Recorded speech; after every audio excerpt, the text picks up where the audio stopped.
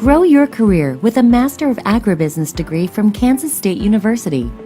Using the latest technology in distance education, we strive to deliver a world-class degree to a global audience in the food, animal health, and agriculture industries. We are dedicated to ensuring flexibility throughout the program, offering completion from anywhere and a variety of course schedules to work on your time. We focus on having a direct connection to the current professional landscape with industry experienced instructors preparing coursework with immediate applicability. During the 2.5-year program, you will have the opportunity to network with your fellow classmates to build professional connections around the world. 3 start dates are offered at multiple campus locations. Learn more about the award-winning program and find out how to apply by contacting us today.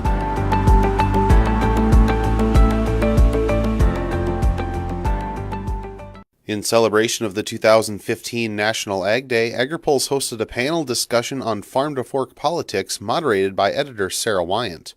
Panelists were experts in agricultural production, policy, science, and education from across the country. Here now are highlights from the 5th annual Agri-Pulse Ag Day kickoff event. The activist community is excellent at taking their thoughts and digesting them down to a bumper sticker. A bumper sticker that sounds reasonable until you start looking at the science, and it's not reasonable at all. So there's a number of ways we need to combat the bad science that's out there. And, you know, it's the old story, follow the money. There's a lot of people make a lot of money scaring people about food. We can prove that chickens are better off in a confinement area versus one that are cage-free. We get better production, better livability, more eggs, better feed conversion, standability, everything is better, but yet our cage-free production demand is just going through the roof. The consumer just wants that cage-free chicken because they just think they're better off. So there's a real disconnect between science and perception. We're proud of what we're doing. We're proud of the space that we're giving our chickens, and but it is a really tough message to get out there, because the fact is that they still think those chickens should be able to be free running, whether it's in your backyard or down the street.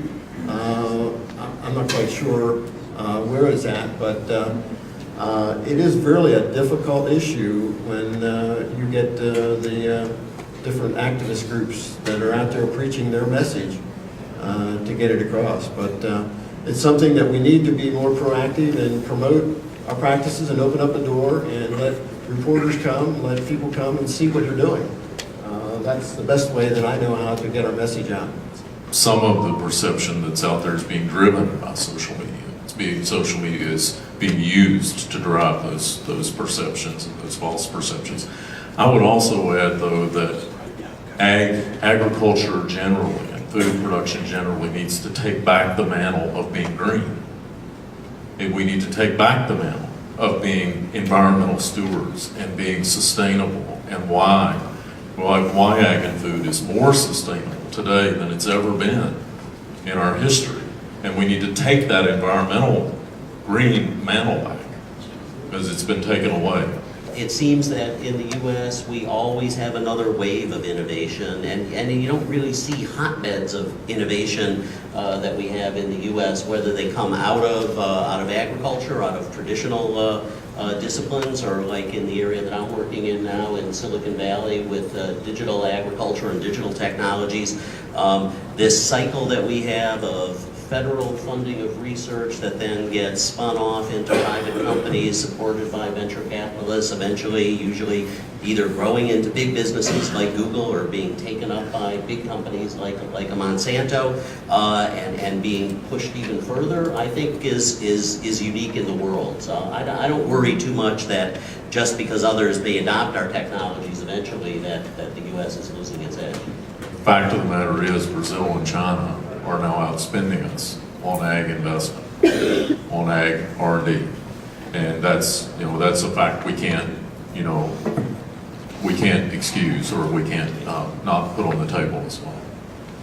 Even though I'm working now at sort of the high tech end of agriculture, where we certainly need to attract and hire software engineers and data scientists, I can tell you at every level of agriculture. It's as much the traditional agricultural sciences, plant pathologists, entomologists, agronomists, soil science is in desperate need, but is a hugely valuable science for us to, for all the tools that we provide. So I think public research is critical, and even more critical now.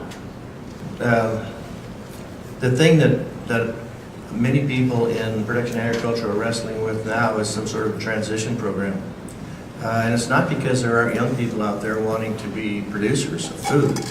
It's because that the capital cost is just, you just can't overcome the capital cost barriers. It's the same thing that happened to, when I was growing up, we had all the mom and pop shoe stores, hardware stores, lumber stores, plumbing shops, and now they're, Hardware Hank, Menards, Home Depot.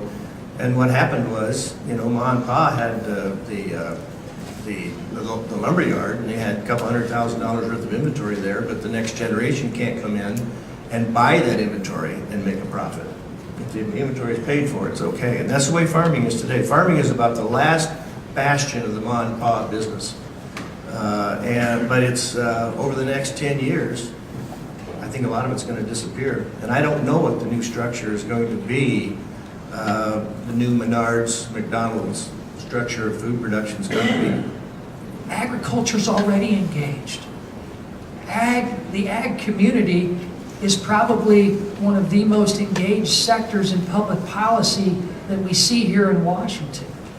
But make sure that when you have priorities, that those priorities are expressed in a way that you don't run all over each other either.